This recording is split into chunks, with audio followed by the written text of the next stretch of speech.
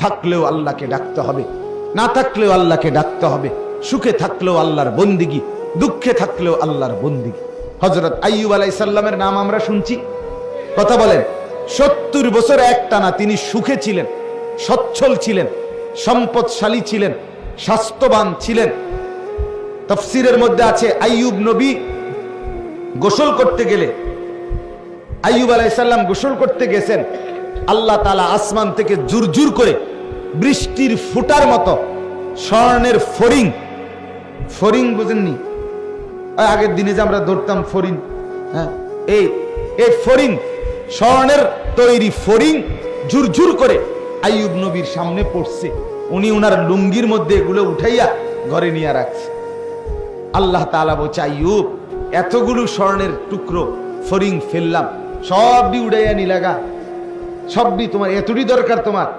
আইয়ুব আলাইহিস সালাম বলছেন, মুনিব, আপনি দিচ্ছেন, আপনার গোলাম নিচ্ছে, আপনি বলেন শুকর আদায় করেছি কিনা সেটা বলেন।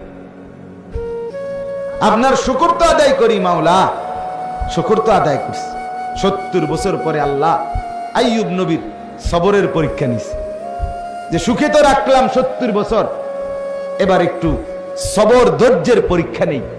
এবার 12 বছর কিংবা 18 বছর এক টানা রোগে ফালায়া রাখছে। আজ আর মাল নাই, আজ আর রাজত্ব নাই, আজ আর সম্পদ নাই, স্বর্ণ নাই, স্ত্রীরা নাই, সন্তানাদিরা নাই, জনবল নাই, কিচ্ছু নাই, রোগে আক্রান্ত।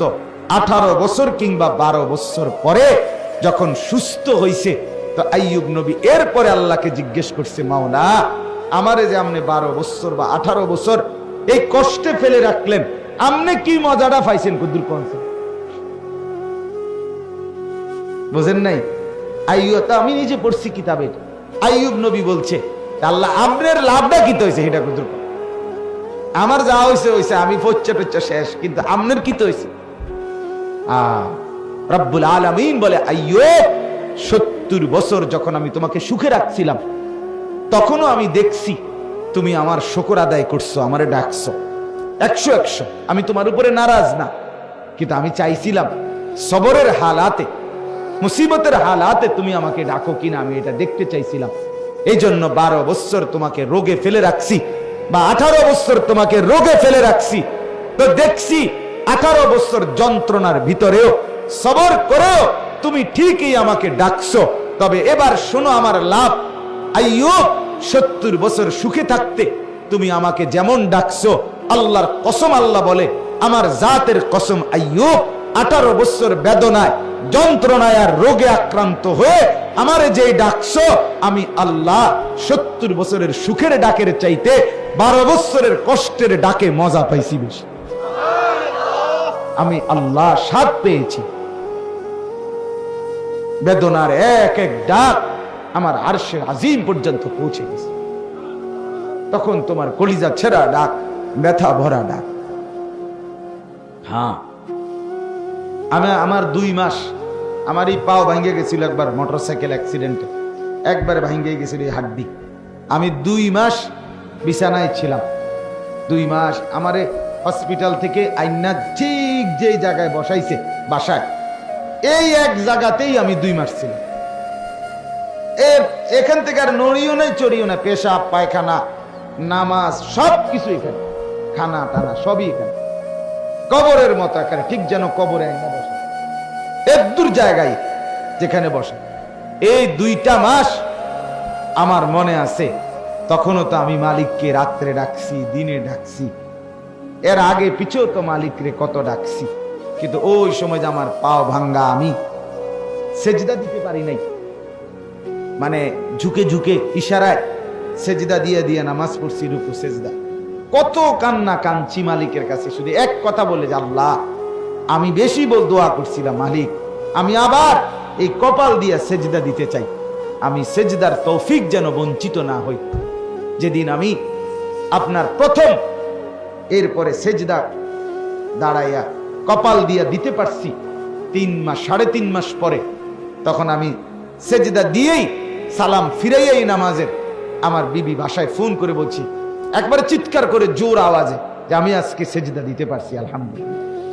মানে আমার খুশি লাগছে গোটা দুনিয়া জুড়ে, যে হায় আমি আমার মালিকের সিজদা দিতে পারি। তাহলে আমার বন্ধু, আল্লাহকে ডাকার মধ্যে সুখ বেশি, মজা বেশি।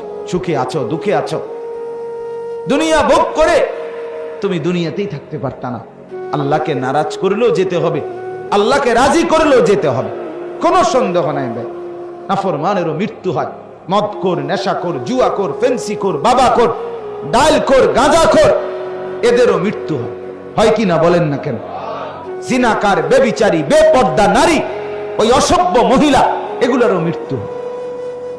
হারামখোরের মৃত্যু হয়, সুদখোর, ঘুষখোরের মৃত্যু হয়, এই নাফরমানদেরও মৃত্যু হয়। মৃত্যু ঠেকাইতে পারতা না, দুনিয়ায় তুমি থাকতে পারতা, তুমি থাকতে পারতা।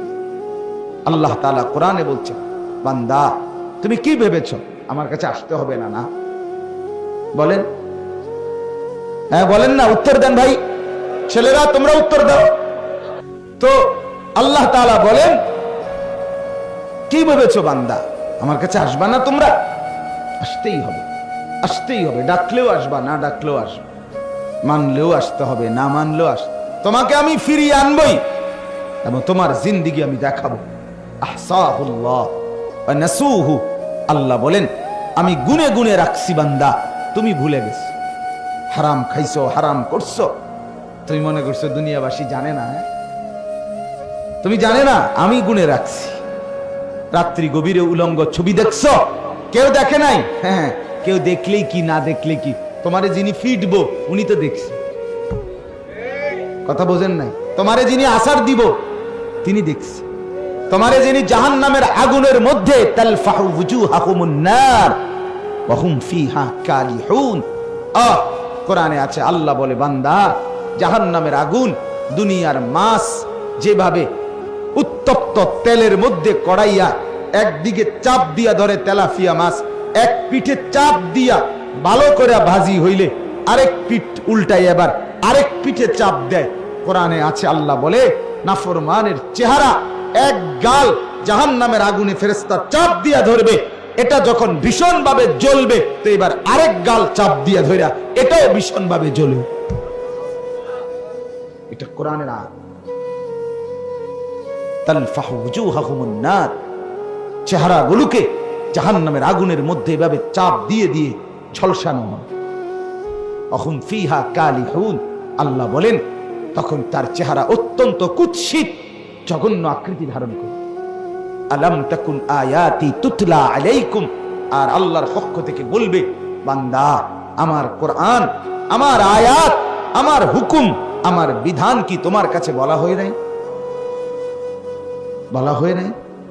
ফাকুনতুম বিহা তুকাদ্দিবুন, তুমি তো বারবার মিথ্যা মনে করছো।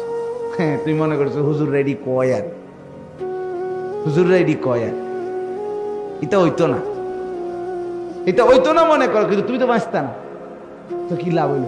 আমি প্রায় বলি পৃথিবী যদি আরো আধুনিক হয়, মনে করেন একেবারে পৃথিবী যদি অত্যাধুনিক হইয়া সব মানুষ আগামী 100 বছর পরে 200 বছর পরে চাঁদের দেশে জায়গা, মঙ্গল গ্রহে চলে গেছে পৃথিবীর সব মানুষ, তো হইলে গেছে গা আর কি, তুমি তো নাই। কথা বলেন, আমি মরে যাব কিনা বলেন না, আপনি মরবেন কিনা বলেন না, তো আমনে মরে গেলে পৃথিবী চাঁদের দেশে গেলে কি আর মঙ্গল গ্রহে গেলে কি, আমি তো নাই। কিরে ভাই এটা বোঝো তো, আমি না থাকলে আরেকজনে ঠ্যাঙ্গালগি দিলেই কি, ঠ্যাং নামাই রাখলে কি, দুনিয়া তো ভোগ করার সুযোগ নাই। এটা তো বলার সুযোগ নাই যে আমি যতক্ষণ ইচ্ছা দুনিয়ায় থাকবো। এখনো না মাতবরি করতে আরো যে আমার যতক্ষণ মন চায় আমি মাতবরি অহংকারী যৌবনের বড়াই দেখাবো, কিন্তু এটা তো বলতে একটা না যে আমি যতক্ষণ ইচ্ছা দুনিয়ায় থাকবো, চাই কার বাপের ক্ষমতা আছে আমার এনতে নেই, এমন শক্তি আছে কারো আমার? তাইলে তাইলে ভাইয়া বড়াই করছো কেন, অহংকার করছো কেন?